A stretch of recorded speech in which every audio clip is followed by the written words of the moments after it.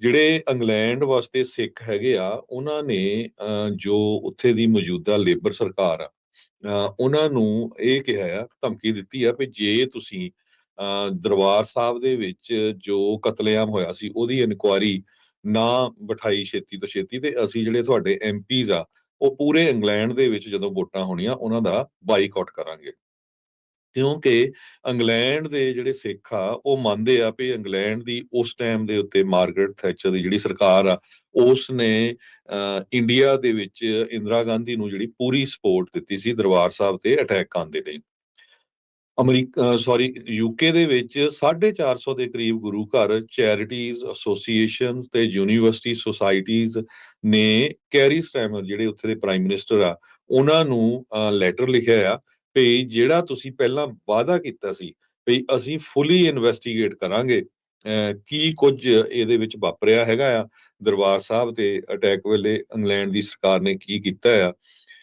ਤੇ ਇਹ ਜੇ ਤੁਸੀਂ ਉਸ ਵਾਅਦੇ ਤੇ ਨਹੀਂ ਉਤਰਦੇ ਤੇ ਇਹਦਾ ਮਤਲਬ ਇਹ ਹੋਊਗਾ ਆਉਣ ਵਾਲੇ ਸਮੇਂ 'ਚ ਜਦੋਂ ਰੀ-ਇਲੈਕਸ਼ਨ ਹੋਣੀ ਆ ਬਹੁਤ ਸਾਰੇ ਲੇਬਰ ਦੇ ਐਮਪੀਜ਼ ਦੀ, ਤੇ ਅਸੀਂ ਟੋਟਲੀ ਜਿਹੜਾ ਆ ਉਹਨਾਂ ਦੇ ਅਗੇਂਸਟ ਵੋਟ ਪਾਵਾਂਗੇ। ਇਹ ਕਹਿੰਦੇ ਅਲਟੀਮੇਟਮ ਜੋ ਤਰਫਲਗਰ ਜੋ ਸਕੁਅਰ ਹੈਗੀ ਰੈਲੀ,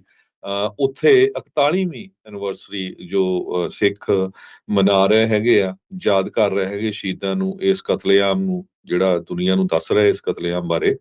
ਹਜ਼ਾਰਾਂ ਦੀ ਗਿਣਤੀ ਦੇ ਵਿੱਚ ਸਿੱਖ ਉੱਥੇ ਮੌਜੂਦ ਵੀ ਸੀ।